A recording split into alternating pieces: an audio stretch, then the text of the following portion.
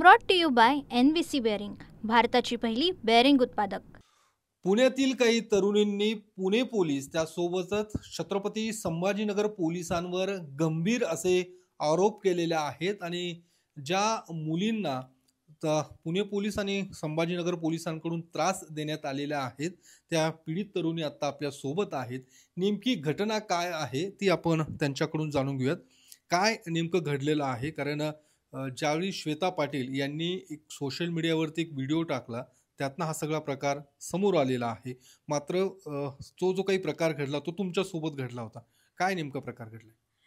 दुपारी दोन दिवसापूर्वी दुपारी 2 ते 2:30च्या सुमारास एक माझी मैत्रीण आणि त्यांच्यासोबत काही औरंगाबादचे पोलीस आलेले होते. डिरेक्टली ते रूममध्ये घुसले आणि आम्ही आमच्या गप्पांमध्ये होतो. तर अचानक माझी मैत्रीण पुढे आली. मी तिला विचारलं की काय झालं वगैरे. तर त्याच्यासोबत एक बाई पण आली. डिरेक्टली मग त्या मुलीचे सासरे, कॉन्स्टेबल, PSI होते आणि अजून एक कुठले तरी पोलीस होते. ते डायरेक्ट रूममध्ये घुसले आणि त्याने आमच्या रूमची पूर्ण झडती घेतली. आमचे कपाटं, रूम, आमच्या इतर गोष्टी पर्सनल त्यांनी बघितल्या, चेक केल्या, न विचारता न काही सांगता. त्याच्यानंतर मी त्यांना विचारलं की कोण आहात तुम्ही, तुमची ओळख करून द्या, कशा संदर्भात आलेले आहात. हे सगळं झालं. त्यांनी अर्धा तास जवळजवळ आमच्या रूमची झडणी घेतली. त्याच्यानंतर ते काही वेळ आणि नंतर ते परत पोलीस स्टेशनला गेले आणि अर्धा पाऊण तासाने परत ते 3-3:30 वाजता आले. डिरेक्टली 2 पोलीस कॉन्स्टेबल आल्या लेडीज आणि त्यांनी डिरेक्टली आम्हाला उचलून, मी कपडे चेंज करत होते. कपडे चेंज करत असताना मी अर्धे कपडे घालत होते तेवढ्या त्या रूममध्ये आल्या आणि त्या म्हणाले, मी म्हटलं की थांबा मी कपडे चेंज करते. तेवढ्यात त्या म्हणाले की आम्ही लेडीजच आहे, काय होणार आहे. असं करत त्यांनी आम्हाला डायरेक्ट उचलून गाडीमध्ये नेऊन आमचे फोन जप्त करून पोलीस स्टेशनमध्ये नेलं. पोलीस स्टेशनमध्ये नेल्याच्या नंतर मी खूप घाबरले.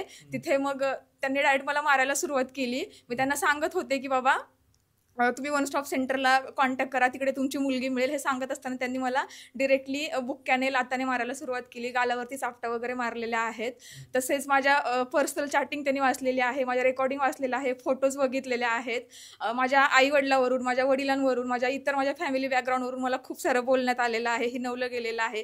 तुझा बाप नाही, तू अशीच टपोरी फिरणारी आहे, रूमवरती पोरं येतात, मग तुम्ही अशाच झोपता का, तुम्ही घाण करता, मग इथे येऊन तुमची घाण आम्ही स्वच्छ करायची का, असं सगळं बोलण्यात आलेलं आहे. तुझी जात कुठली आहे, मग तू महारामांगाचे आहेस तर महारामांगाचे असेच करतात, यांची हीच लायकी आहे, अशा पद्धतीने बोलण्यात आलेलं आहे आणि मार देण्यात आलेला आहे. तुमच्या बाबतीत काय घडलंय, कारण तुम्ही देखील त्यावेळी म्हणजे त्या ठिकाणी होत्या, रूम मध्ये होता, काय घडलं? माझा ह्या केसशी काही संदर्भ नसताना माझ्या रूममध्ये ते आले आणि मी शॉर्ट्सवर होते. तर मला डायरेक्टली त्यांनी कपडे घाल ग चल सोबत असं मला स्टेटमेंट केलं आणि मला तिथे त्यांनी माझा फोन चेक केला, माझ्या रूमची झडती घेतली. तिच्याबरोबर मला पण ते पोलीस स्टेशनमध्ये चल, नाहीतर तुला ह्या केस काय आहे ते आम्ही बघू अशी धमकी दिली. शिवाय सर आम्हाला त्यांनी नेक्स्ट टाईम आल्यास त्यांनी आम्हाला घेऊन गेले. त्याच दिवशी घेऊन गेल्याच्या नंतर हिला मारत असताना मैत्रीण म्हणून मी त्यांना म्हटलं 1 मिनिटं तुम्ही थांबा, मारू नका. तर त्यांनी मला देखील तिथं मार दिला. मला गालावर त्यांनी चापट मारली आणि शिवाय मला तिथून बाहेर काढलं. तू इथून बाहेर पड, नाहीतर तुला पण आम्ही कसं ह्या केसमध्ये टाकायचं ते आम्ही बघून घेऊ असं त्यांनी सांगितलं आणि त्यानंतर त्यांनी मला बाहेर काढलं. अच्छा, बरं. यामध्ये कोण होतं, म्हणजे कोण, तुम्ही त्या लोकांना ओळखता का ज्यांनी तुम्ही जे काही मारहाण केल्याचं म्हणतायत किंवा जे काही तुम्हाला शिवीगाळ वगैरे केली ते कोण होतं? त्यामध्ये औरंगाबादच्या पोलीस कॉन्स्टेबल लेडीज होत्या, त्या संजीवनी शिंदे होत्या. तसेच PSI कामटे होते, अमोल कामटे. अजून एक पोलीस होते, त्यांचं नाव मला नाही माहिती, त्यांनी येलो कलरचा शर्ट घातलेला, चेक्सचा शर्ट, त्या एक होत्या. आणि त्या मुलीचे रिटायर्ड PSI सासरे होते, त्यांचा काहीच संबंध असताना त्या पण आमच्या रूममध्ये येऊन त्यांनी सगळं बघितलेलं वगैरे आहे. आणि त्यांचं एकच स्टेटमेंट होतं की ह्यांनाच आपण आरोपी करायचं, हेच आरोपी आहेत, हेच वारंवार त्यांचं तोंडून निघत होतं. आणि इथल्या कोथरूड पोलीस स्टेशनमधल्या प्रेमिका पाटील ज्या API आहेत त्यांनी पण मला खूप घाण बोललेलं आहे. त्यांनी पण माझी पूर्ण पर्सनल चॅटिंग वाचलेली आहे, माझे फोटोज बघितलेले आहेत आणि त्याच्यावरून ह्या पोरी अशाच आहेत, त्यांना कोण काय विचारणार नाही, सुटलेले आहेत असं त्यांनी स्टेटमेंट दिलेलं आहे. तुमचा त्या प्रकरणाशी काय संबंध, जे काही संभाजीनगरचे पोलीस किंवा जे काही लोक आले होते त्यांच्याशी काही संबंध आहे का तुमचा? संबंध म्हणजे माझ्या मैत्रिणीकडून कळलं की तिला 1-2 दिवसाची मदत हवी आहे. तिला फक्त 1 ते 2 दिवस रूमवर ठेवायचं आहे, नंतर ती PGला किंवा तिचं तिला बघणार आहे.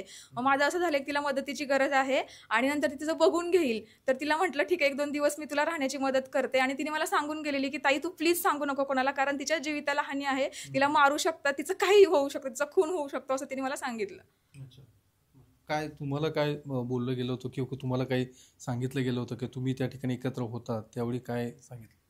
म्हणजे हिच्या वेळेस म्हणजे ह्या केसचं मला माहीत नव्हतं, पण माझ्या मैत्रिणीकडनं आणि हिच्याकडनं कळलं की आपल्याला त्यांना मदत करायची आहे. तो मी त्याला म्हटलं की ठीक आहे चालेल, आपण ठेवू शकतो, एका रात्रीचा प्रश्न आहे, काय हरकत नाही. त्यावेळेस मी पण नव्हते तिथे अवेलेबल, ही होती, पण मला ह्या गोष्टीबद्दल काही जास्त माहिती नाही आहे. हा सगळा जो काही प्रकार आहे तो सोशल मीडियावरती व्हिडिओ टाकला, त्याच्यानंतर सुप्रिया सुळे यांना देखील टॅग केलं, मुख्यमंत्र्यांना टॅग केलं आणि सगळं प्रकार समोर आलाय.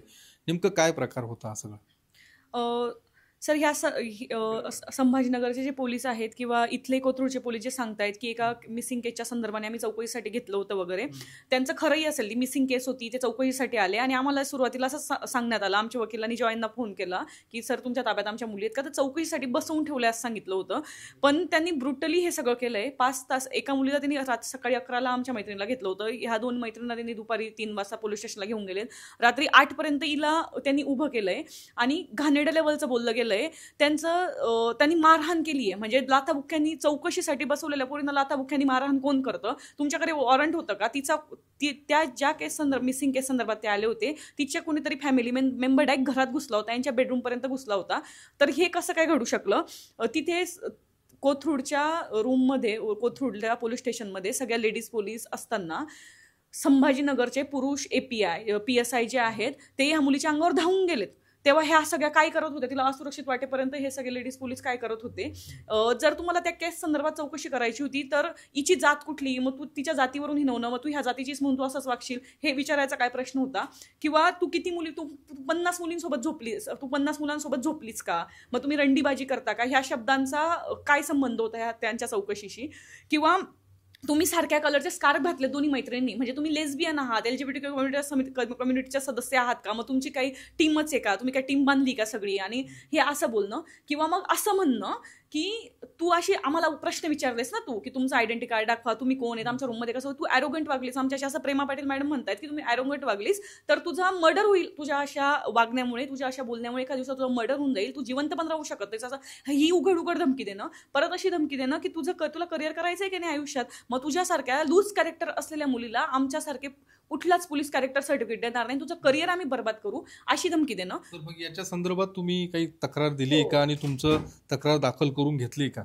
हो, आम्ही तक्रार द्यायला गेलो त्याच दिवशी रात्री 12:30 पोलीस स्टेशनला गेलो. त्यांनी आधी तक्रार नोंदवू शकत नाही, अधिकारी नाहीत वगैरे सांगितलं. मी म्हटलं आम्ही असं परत जाणार नाही, आमचं काहीतरी नोंदवून घ्या. मग त्यांनी साधी तक्रार नोंदवून घेतली, पोचपावती दिली आणि सांगितलं उद्या या, उद्या बघू FIR वगैरे. आणि तर आम्ही काल गेलो, काल तिथे बसलो, बराच वेळ 3-4 तासांनी आम्हाला बसवून ठेवलं. आम्ही म्हणतो तिचं मेडिकल करायची गरज आहे, मेडिकल केलं की आम्हाला FIR दाखल करता येईल. त्यांनी तिथले जे सिनियर पोलीस अधीक्षक जे होते देशमाने, त्यांनी आम्हाला 2.5-3 तास छान बसवून ठेवलं. आम्ही करतो, मी 8-10 दिवसात तुम्हाला कळवतो वगैरे वगैरे. आम्ही म्हणत होतो की हा आमचा अधिकार आहे ना, आम्हाला FIR दाखल करायची, त्यामुळे आम्हाला तिचं मेडिकलसाठी यादी द्या. त्यांनी दिली नाही. मग आम्ही प्रायव्हेट जाऊन ससूनला जाऊन पेड मेडिकल तिचं करून आलोय. आणि आता आमची एवढीच विनंती आहे की FIR दाखल करणं, गुन्हे दाखल करणं, याच्यात ॲट्रॉसिटीचा पण गुन्हा आहे, गुन्हे दाखल करायचे. जे पोलीस ऑफिसर ह्या सगळ्यात इन्व्हॉल्व होते त्याच्यामध्ये जे संभाजीनगरहून आलेल्या पोलीस आणि कॉन्स्टेबल, शिंदे पोलीस असतील किंवा ते कामठे PSI असतील, इथले जे पोलीस आहे, इथल्या जे पोलीस मॅडम प्रेमा पाटील आणि हे सगळे, तर या सगळ्यांवर गुन्हे दाखल व्हावेत. यांनी जातीवरून, हिच्या राहण्यावरून, हिच्या कॅरेक्टरवरून सगळं जे बोललेले ते सेक्शुअल आणि कास्टिस्ट सगळ्या हरॅसमेंटमध्ये येतं, त्या संदर्भाने गुन्हे दाखल व्हावेत अशी आमची विनंती आहे. आणि ते लवकर करून घ्यावेत. आम्हाला जो त्रास होतोय सगळा की गुन्हे दाखल होत नाहीये, तर त्यासाठी सर्वांनी मदत करावी. तर आपण हे सगळं ऐकलं की काय पीडित तरुणींचं नेमकं काय म्हणणं आहे, कशा पद्धतीने त्यांना पुणे पोलीस आणि संभाजीनगर पोलिसांकडून मारहाण करण्यात आलेली आहे, त्यासोबतच हे जातीवाचक शिव्या देखील देण्यात आलेल्या आहे. आणि या सगळ्या प्रकरणी कोथरूड पोलीस स्टेशनमध्ये तक्रार देखील दाखल करण्यात आलेली आहे. मात्र संबंधित पोलिसांवरती गुन्हे दाखल व्हावेत अशा पद्धतीची मागणी आता या तरुणींकडून होताना दिसते. सुप्रिया सुळेंनी देखील सोशल मीडियावरती पोस्ट करून या संदर्भात सखोल चौकशी व्हावी अशा पद्धतीने गृहमंत्र्यांकडे मागणी केलेली आहे. आता या सगळ्या प्रकरणी पुणे पोलिसांकडून किंवा पुणे पोलीस आयुक्तांकडून काय नेमकी कारवाई होते हे बघणं महत्त्वाचं आहे. कॅमेरामन अभिजित पिसेसह Yogesh Borse, TV9 Marathi, Pune. Brought to you by NVC bearing, भारताची पहिली बेअरिंग उत्पादक.